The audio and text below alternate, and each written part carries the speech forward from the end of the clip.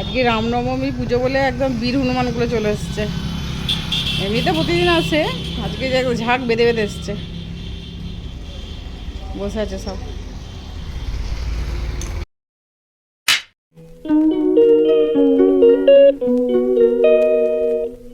বন্ধুরা আসল সব গল্প শেয়ার ওয়েলকাম। আজকে আপনি সবাই খুব ভালো আছেন, আমরাও ভালো আছি। পুজো টান ধান সব হয়ে গেছে, কাছাকাছি কমপ্লিট হয়ে গেছে সব কিছু।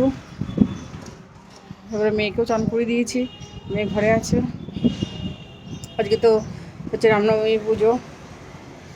চান টান করে এখন শুয়ে আছে বালিশ টাকা দিয়ে। আমার চান হয়ে গেছে, এখন গাড়ি চালাচ্ছে। চলো গাড়ি, চলো পিছন থেকে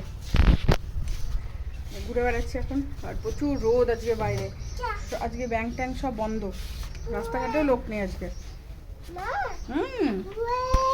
এখানে আজকে আমাদের স্টেট ব্যাংক থেকে সব বন্ধ আছে, কিন্তু আমার বড়দের আজকে ছুটি নেই। বড়দের ছুটি দেয়নি, কি জানি কেন। ব্যাংক ছুটি আছে, ছুটি দেয়নি কেন জানি না। বসে বসে চুল আসছে একা খাই।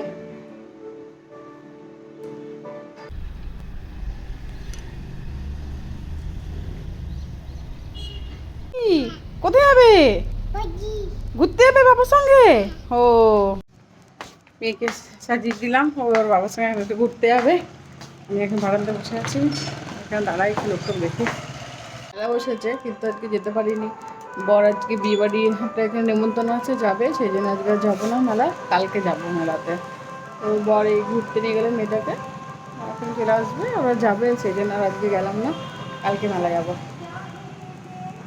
সেদিন ঠাকুর আসছে, ঠাকুর আসছে।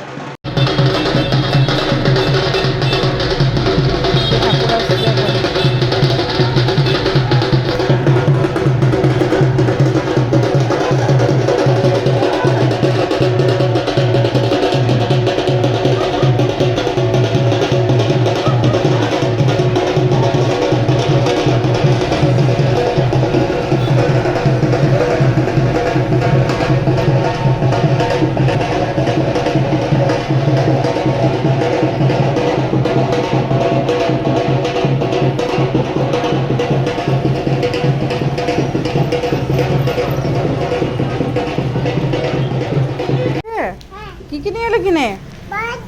ও চকলেট, ও চলো চলো।